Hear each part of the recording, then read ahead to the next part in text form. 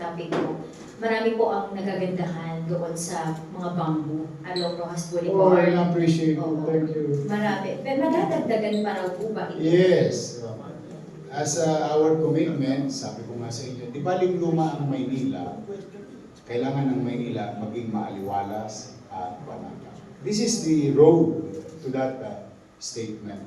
In fact, yesterday, Chief of Staff Cesar Chavez and I, Andres, and Giovanni Evangelista went to Quirino and Canonigo yesterday.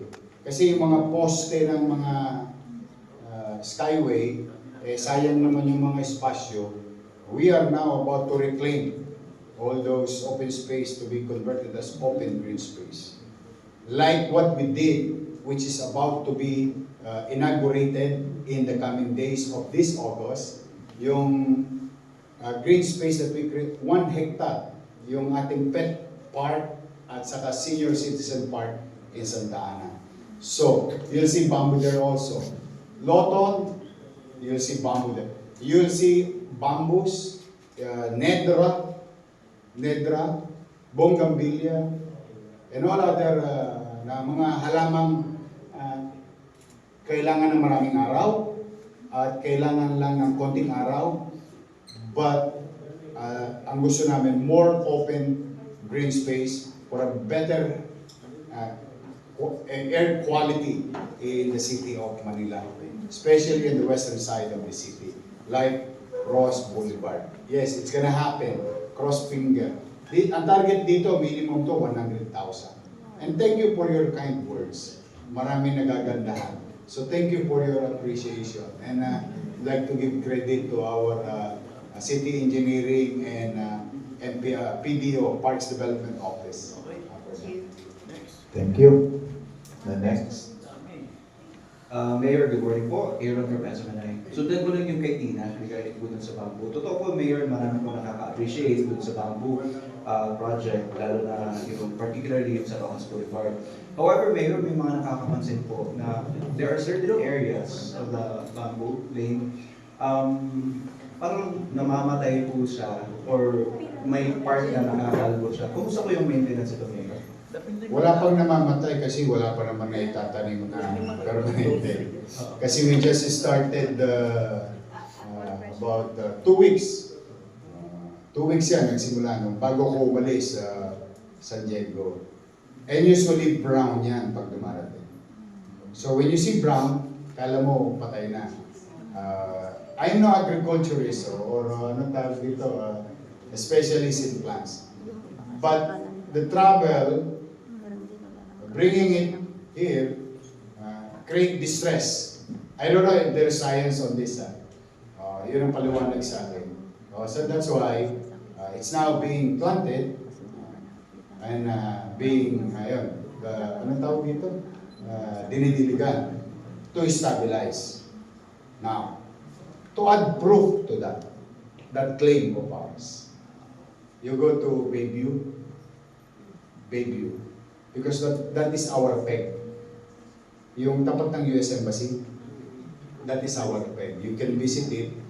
We planted it, dilaw na dilaw. Kala ko mamamatay. Pero talagang gusto na mag-test bago mag-invest. Kaya nag-pegging kami.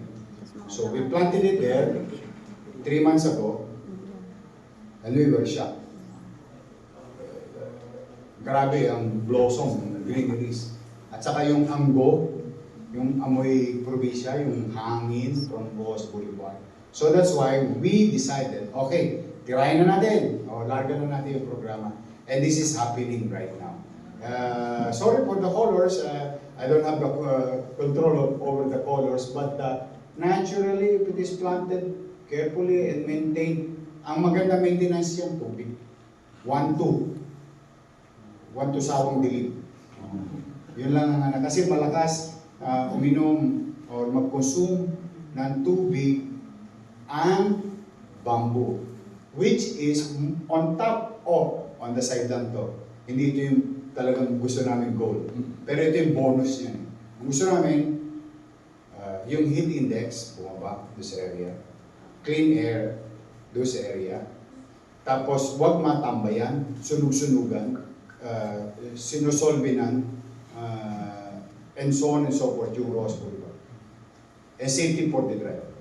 Then, ang bonus namin, yung buhos ng ulan, higupin niyang mas marami bago lumanding sa kalsada. So it's part of also the flood control system. But that is not the main purpose. Just a follow-up, Jeremy. Gaano po ba kalawak yung project, yung sa Malawak. Bambu? Oo. So, And nalibo al- Yes, and also, did the local government also consider na the possibility na mas lalaki pa yung, na, it was brought into a big bamboo industry here in Manila?